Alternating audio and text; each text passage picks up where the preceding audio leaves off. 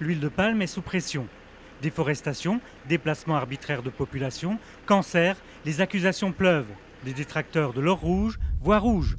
Des attaques ciblées venues principalement d'Europe. À demi-mot, on invoque les fabricants d'huile de colza, de tournesol ou de soja. De gros lobbies sont en jeu. La guerre des huiles date de 2003, depuis que l'huile de palme est devenue la moins chère et la plus consommée au monde.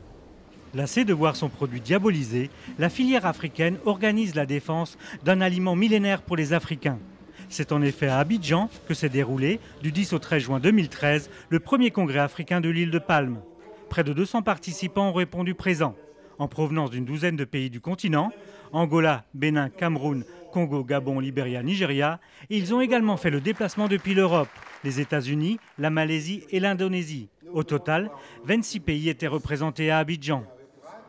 Ce premier congrès est l'occasion pour les pays producteurs africains de poser les fondements d'une plateforme d'échange entre tous les acteurs de la filière sur le continent, a assuré dans son allocution d'ouverture Mamadou Koulibaly, ministre ivoirien de l'Agriculture. Aujourd'hui, l'exploitation du palmier à huile couvre 15 millions d'hectares sur la planète.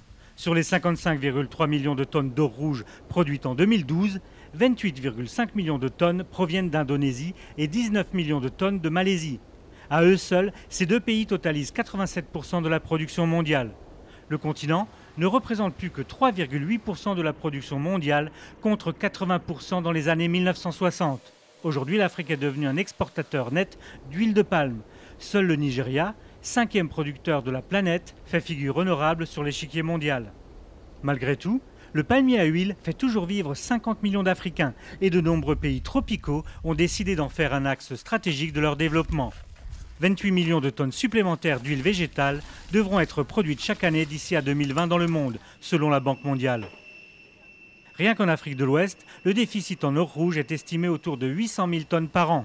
Pour favoriser le développement de la filière africaine, la profession a répondu aux attaques dont elle fait l'objet lors de la conférence d'Abidjan. L'huile de palme nocive pour la santé humaine?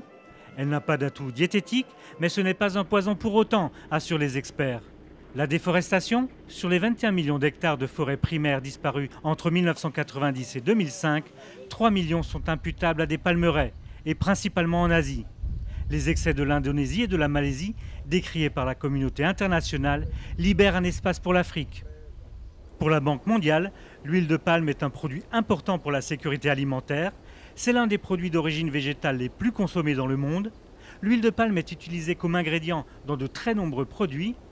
Elle affiche une très grande productivité permettant d'économiser des surfaces de terre cultivables pour d'autres cultures. Et son exploitation permet de réduire la pauvreté et d'augmenter l'emploi dans le monde rural.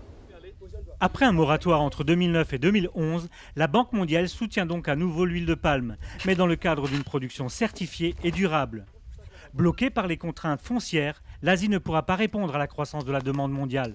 L'avenir de l'huile de palme est en Afrique.